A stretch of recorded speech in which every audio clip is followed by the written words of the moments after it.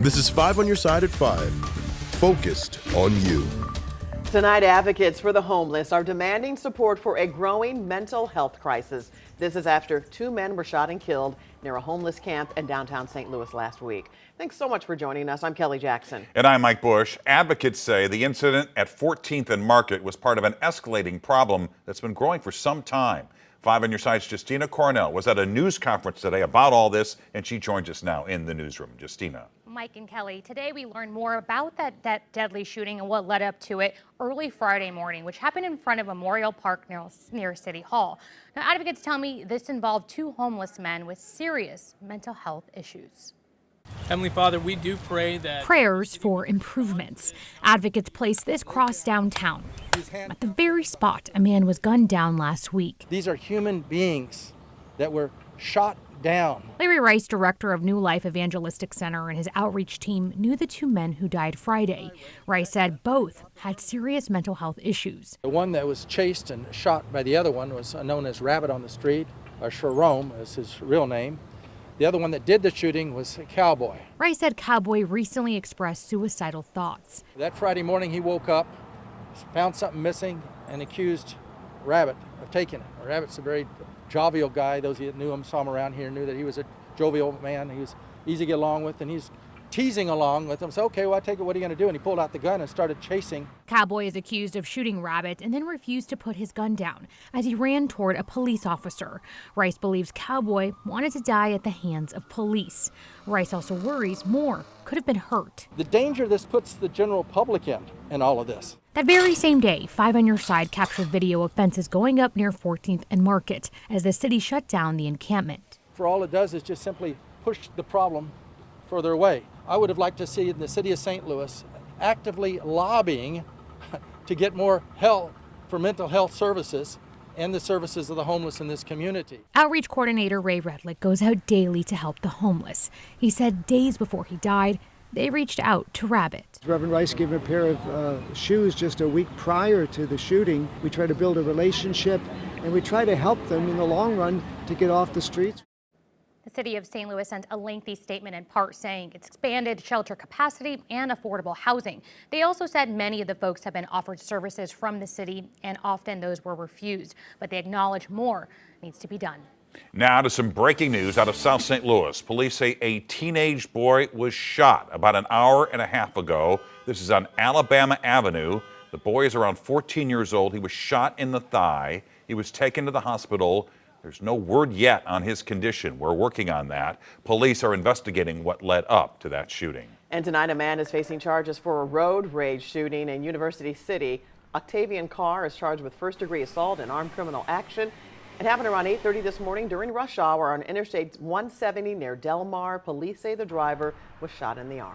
Now to our weather first forecast. We have some more rain heading our way. Oh boy, let's check in with meteorologist Jim Castillo. Yeah, that rain-soaked ground and that break we had today, which is great. Started out cloudy and then it cleared nicely. So a live look down Market Street there. And of course, St. Louis City SC takes the pitch as we get into the 7:30 hour here. So just after 7 o'clock, and it looks like 76 degrees at 6, and then we're in the 70s throughout the entire game. It's dry.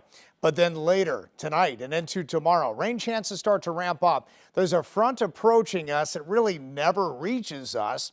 But we do have a low level 1 marginal risk of severe weather. Let's zoom in a little bit. Not all of us have that, but from basically St. Louis eastward and southward, isolated severe cells are possible. So the strong gusty wind with that up to 60 miles an hour, maybe nickel-sized hail, which is just below severe limits, but we can't really rule out a weak spin-up tornado. I'll have a little bit more on this, time that rain chance out, and let you know about the rain chances also on Friday. And we'll continue to update tomorrow's rain chances on KSDK.com. For a link, just text the word weather to 314-425-5355. Tonight, an East St. Louis middle school teacher accused of threatening to shoot students is facing a felony charge. 5 on your side's Megan Kernan joins us live from East St. Louis with the latest on this case. Megan. Mike and Kelly, last Thursday, Terry Moran, a science teacher at Mason Clark Middle School here, was arrested and charged with a Class 4 felony for making a threat against students, police say. Moran allegedly said he should bring his gun to school while complaining about his students to another teacher. It happened during a break in between classes when Moran stated that he ought to bring a gun to school and shoot them all in the name of God, referring to the students of Mason Clark Middle School while present on school grounds, court documents show. Moran later told police he did not own a gun, and police confirmed he did not have any with him or at his house. About 3 hours ago, I talked to multiple parents, students, and even a crossing guard who were not aware of Moran's arrest. They did tell me that last Thursday, the day of Moran was arrested, the school went into lockdown because of a threat. Now, East St. Louis School District says there was not a lockdown, but sent a letter to the school community on Friday saying they received a report of a potential threat to the middle school and are working with law enforcement. They said, quote, "We are acting in abundance of caution as we determine the validity of the threat." Now, I also asked the school district if Moran had been fired. They said they cannot comment directly on any personnel issues. However, they say in this instance, they did follow the district's policies and procedures. Live in East St. Louis, Megan Kernan, 5 on your side. Now to a live look at the Missouri State Capitol building in Jefferson City tonight. For more than 48 hours, Democratic senators have been holding a filibuster. But just minutes ago, the Senate adjourned and they will return tomorrow. They're against a Republican proposal making it harder to amend the state constitution. Amendments only need a simple majority vote to pass. Republicans want to require a majority of voters in a majority of congressional districts. This comes not long after supporters of abortion access turned in enough signatures to get the issue on the ballot in November. Our political editor, Mark Maxwell, is following this developing story. He'll have much more tonight on 5 on Your Side at 6. You can also watch a report on NBC Nightly News. That's right after our newscast. For the first time in decades, live concerts are returning to the Muni in Forest Park.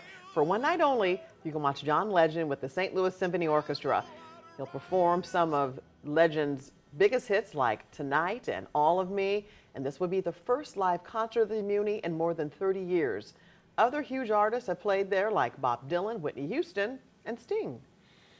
So sharing the space with the other institutions and making the park still vibrant for everyone's part of that arithmetic. But we found a slot in a time that was an opportunity to do something really unforgettable, a one-of-one for John Legend and the career he's had. To be joined with one of the best symphonies in the world on a historic stage is a perfectly Muni-sized moment, we think. Oh yes, I cannot wait for that. The concert's September 7th at 8 p.m. Tickets are between $75 to $300. They go on sale to the general public this coming Monday at metrotix.com. A presidential debate when President Biden and former President Trump will hit the stage. Plus, why student loan debt is about to get even more expensive. And a touchdown for a major streaming company where you can watch this year's NFL Christmas Day games live.